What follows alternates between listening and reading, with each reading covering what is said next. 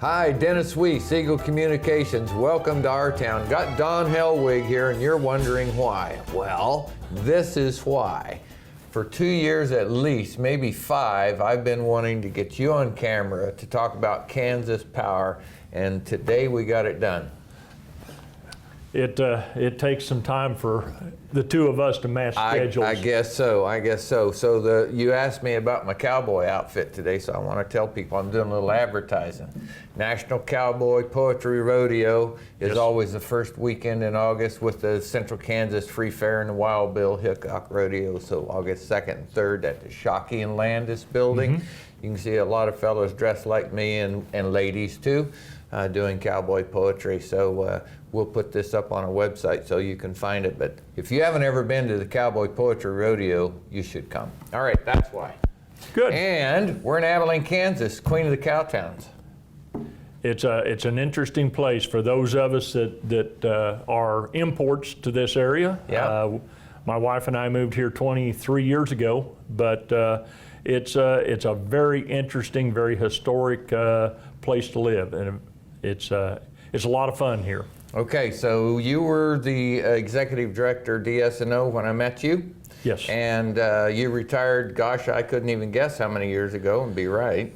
It's getting to be a little bit scary, but I retired as the general manager and CEO of DS&O Electric Co-op 4.5 years ago. 4.5 years ago, Yes. okay. So we used to sit around your office and talk about Kansas Power and power in general.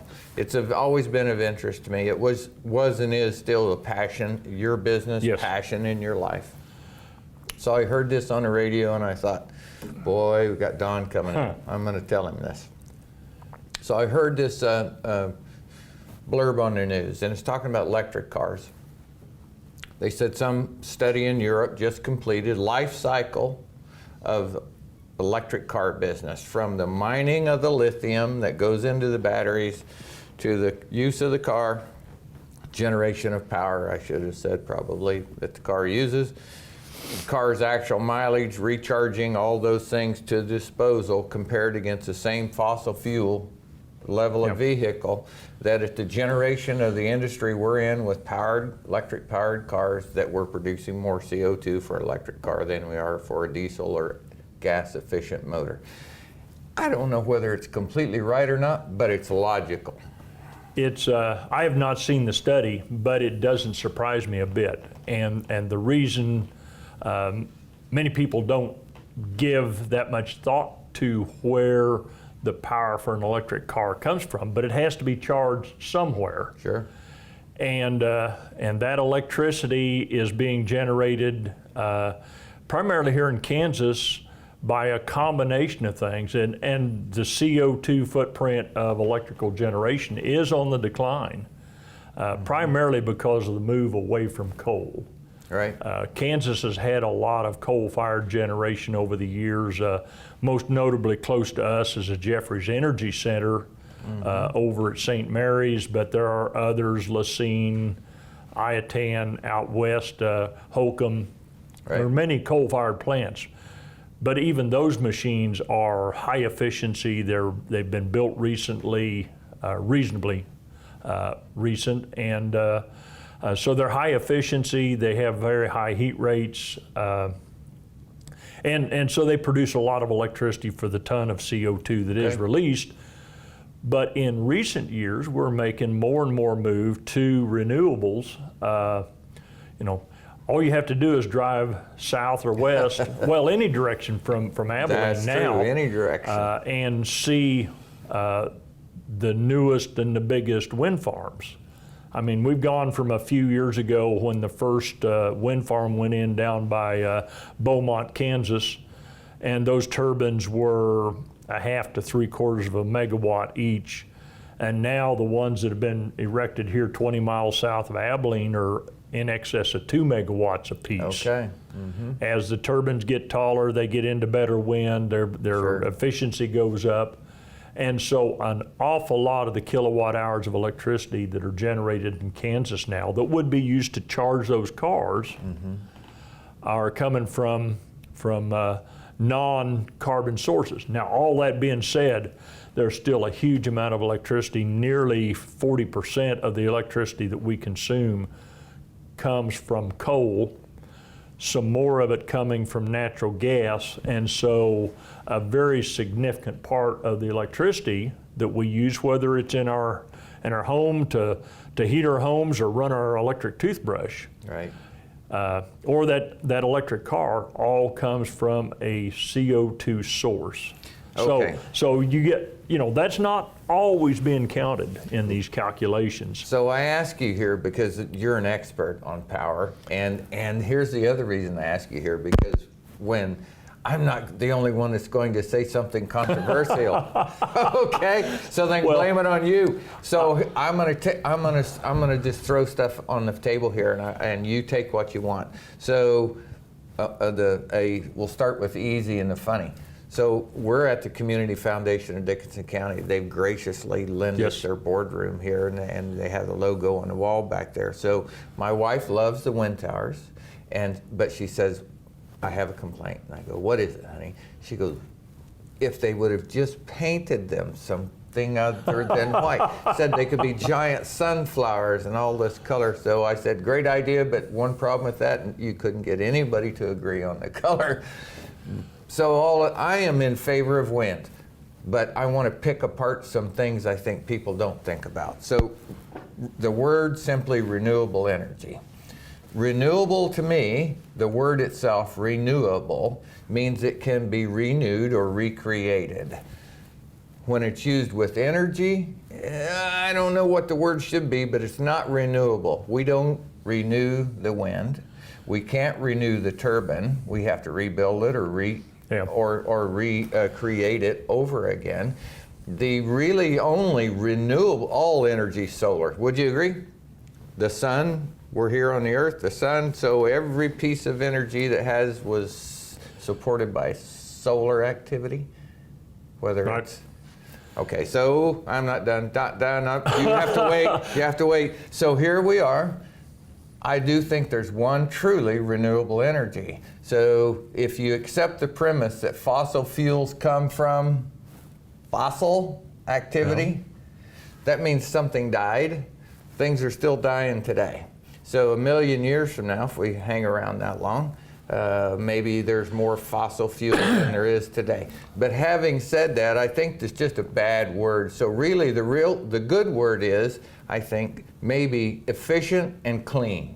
So how can we mix efficient and clean energy together? So I'm going to pitch an easy one on the table for you. Explain base load and why we have to have it. Okay, let's start off with trying a verbal definition of what the graph would look like. We use some electricity all the time, and everybody combined. Right.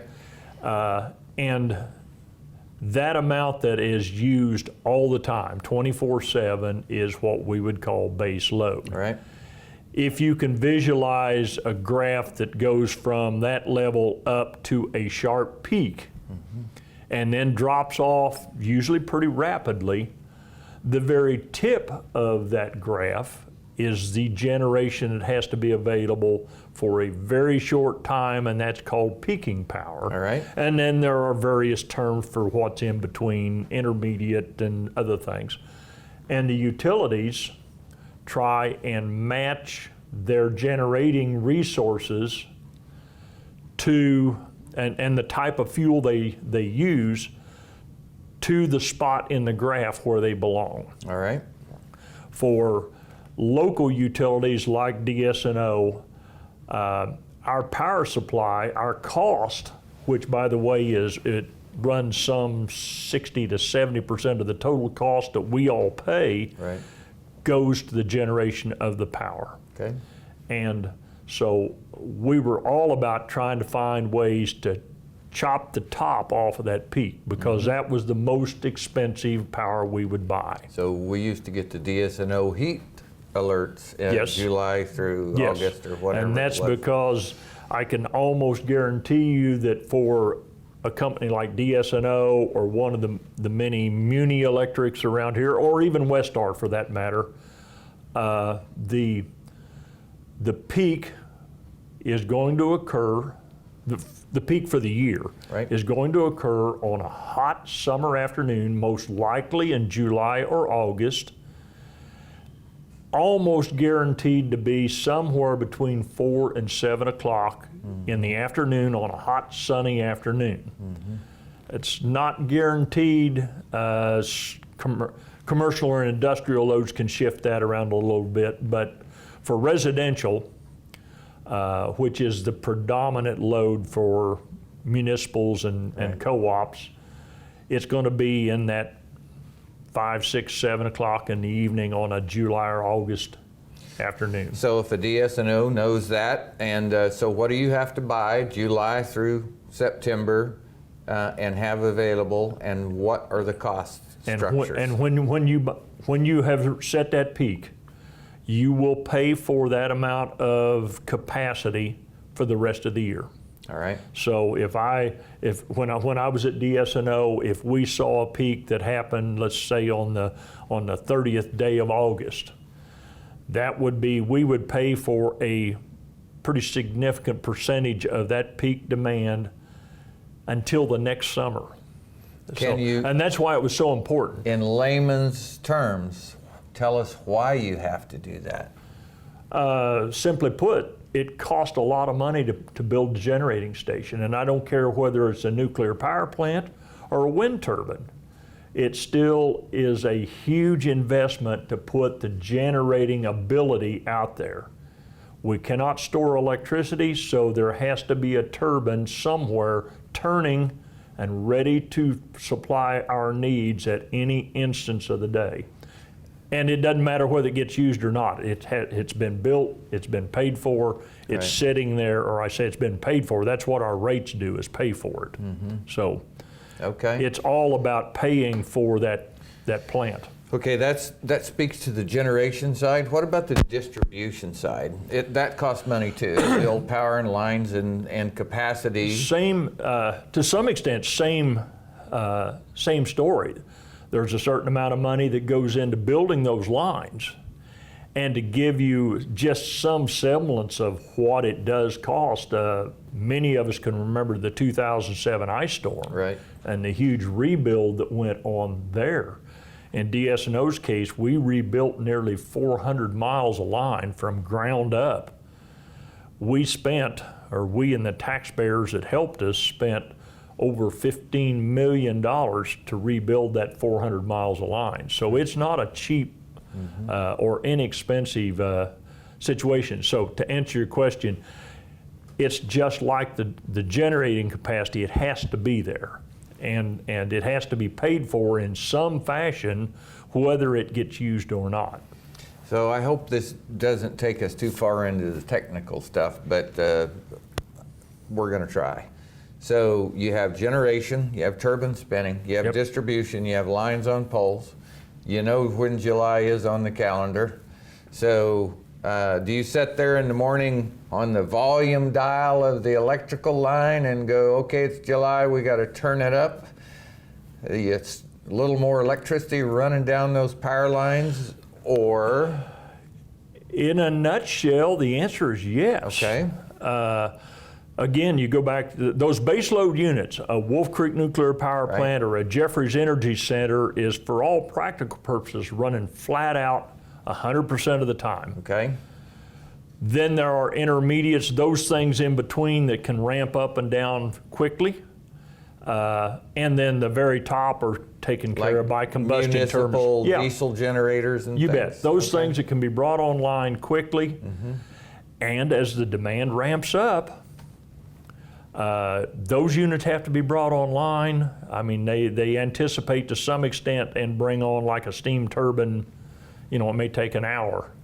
Okay. Where a combustion turbine may take 5 minutes to ramp up. Okay, so I want you to weave wind into that exact same discussion and question I just asked you. So where's the volume on the wind? I know the answer to this, but we're talking to camera who've never had a chance to talk to you, right? Sure. So Where's the button on the wind to roll the power up or roll that down? How's that work? Well, Mother Nature has her thumb on the button. Unfortunately, we can't predict specifically. I mean, you know, the wind companies, I'm sure, employ a number of meteorologists who do some prognosticating about what wind speeds are going to be. Sure. Turbines have gotten much taller, so there is a much more consistent prevailing wind that they get into. Right. So they're better than they used to be. But they do ramp up and down. Same thing with solar, with clouds and other things. But so there have to be people in control rooms somewhere, in essence, with their hand on that dial you're talking about, to ramp up But a combustion term. They've got to bring a fossil fuel plant online to track the variability of wind and solar. I guess that's what I want you to explain to us. We may have to take 3 tries at it. So if we can't predict when the wind blows, and everybody knew that, but you can observe this as you drive down I-70. You're going west on a windy day, and you can see the turbines at Ellsworth shut down. Braking has been applied, and there's a reason for that. There's 1 or 2 reasons, or well, 3. 1, there's a malfunction in the machine. That's not too likely, and it's becoming less likely. 2 is a lack of a place to go with the power. Right. We have reached a point now in this part of the national grid where we can saturate the system to some extent with energy. Okay. And so occasionally units will have to be, you know, cut back in what they can produce because of that. But most likely it is the variability of the wind. And there has to be some other device, either another wind turbine in another place that is in wind, or some sort of a fossil fuel plant that can track that variability and match the load that's there. So I guess that's what the full circle part of this is. I think I've never met anybody that's truly against wind power. Now, I've met people who didn't want the wind turbine in their backyard, including the entire coast of Massachusetts, but that's for another program. So, but there are factors that have to be involved. We've been trying to permit another baseload power generation station in southwest Kansas for how many years now, with no end in sight? So it's been I'm not sure how aggressive they're pursuing Holcomb 2 anymore, but it's been over 20 years. Right. So, but wind is going up everywhere. So at some point, I'm looking to you for this answer. At some point, we're generating enough power with all this wind that we're going to either have to deliver it out of here somehow, because we're not going to have the base load to be able to balance it at some time if we keep this up. When's that coming? Right now. Okay. There has been, and by way of example of that, there has been a project in the works since long before I retired, so 7, 8, 9 years, called the Grain Belt Express. All right, heard of it. There's 3 or 4 of these. They're high voltage DC lines that their sole purpose is to take the excess wind power generation out of western Kansas, western Oklahoma, and move it east, where there are not as many wind resources or other renewables for that matter. And you got to remember something we haven't talked about, but this country is built in separate sections. There's a western grid, an eastern grid, and a Texas grid. Right.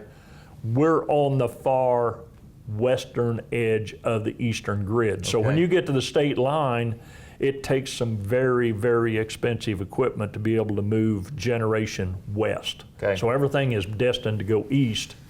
And the last news I read on the Grain Belt Express was permitting problems in Missouri for distribution lines. That's an understatement. After my retirement at DS&O, I spent 8 months in northeast Missouri at a co-op as their interim general manager while they hired a new manager. And if you want to get yourself injured, just go to northern Missouri and mention that power line. It is an absolute hatred. I'm so glad you came in today. You know how many people have looked at me while we're on camera and said, that's an understatement talking to me? Zero. You're the first guy that's done it. Well, I tell you, it's hard for you to be topped, but that is one where, believe me, having spent 8 months living over there, it's hard to describe. The not in my backyard thing is absolutely the prevailing view there. I really think it's back to Quantrill and Lawrence again. It's over pretty power. much. And these things, this is why I invited you, to have these just regular good old boy conversations on camera so people can understand there are real roadblocks to progress on electric power. And by saying that, there are real roadblocks to expanding industry in Kansas. There are lots of local municipalities who would have difficulty dealing with a high energy user by the time we flush it all the way through these things. For a lot of reasons, and we've only talked about power supply, but the upgrade of local infrastructure, that would be another piece of that same problem if we were to have, a large industry come in, a large power-intensive industry come in. You can't ramp up for that quickly. And in the small munis, or the co-ops for that matter, getting the financing to ramp that up is a big challenge. Sure. So I got the 2-minute sign from Dave, so we got about 1:15 left. Look how fast 25 minutes went by talking about Kansas Power. It's a hugely important thing. It's the reason I invited you 5 years ago and we finally got it done, right? So I guess the good thing about having you on camera today, one, the education everybody got, but your face is there, Don. And if people are interested in this and want to know, this guy's available, willing to talk to you the same way he talked to me. And these are issues that you should be knowledgeable about as you look forward through economic development, governance, who you elect, what you say to them. There's probably nothing more important in Kansas than power. Absolutely. I appreciate the opportunity to come on. I retired many years ago. It seems like many years ago now, but I've stayed in the business, done some consulting work and things. So I'd be glad to visit with anybody that wants to give me a call, or I'll come to them. I mean, I'm in Abilene every day. That's cool. That's cool. Well, my name is Dennis Weiss. I work for Eagle Communications. Had a great time with Don Hellwig today talking about Kansas Power and the place we call home and we both love right here in our town, Abilene, Kansas. We're appreciative of you joining us. Have a great day.